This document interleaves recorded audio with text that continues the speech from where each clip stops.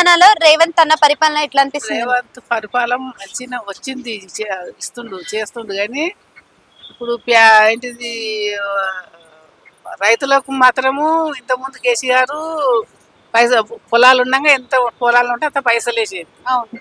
అది ఇప్పుడు తగ్గించుండో వేస్తుండో తెలియదు. అంటే ఇప్పుడు ఎక్కువ పొలాలు ఉన్న వాళ్ళకి ఎక్కువ డబ్బులు వెళ్ళిపోతున్నాయి కదా, సర్వే చేస్తున్నారు. సర్వే చేస్తారు, వెళ్ళిపోతున్నారు. వాళ్ళకి పొలాలు ఉండి వాళ్ళకి డబ్బులు వేస్తే వాళ్ళ పైకి వచ్చి కూర్చొని తింటారు, కానీ లేని వాళ్ళు ఏం తింటారు బిడ్డ?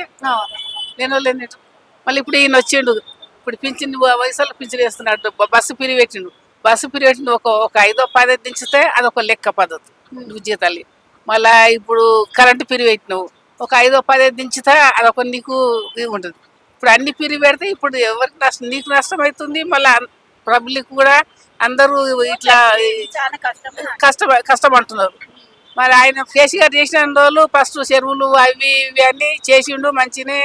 తర్వాత జర ఎల్డింగ్లా అప్పు చేసిండు. ఒక చెరువులు ఉండడం అయితే చాలా రైతులకు సేఫ్టీ బిడ్డ. రైతులు పండిస్తేనే కదా మనం తినేది.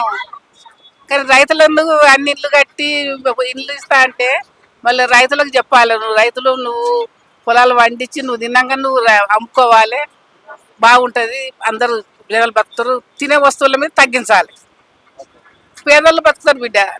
నేను తప్పు చెప్తున్నాను అనుకో, తప్పుంటే సెమ్మచండి, నన్ను అట్లేం లేదు.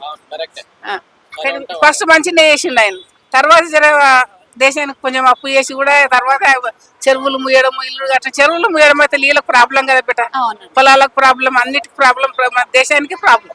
Thank you.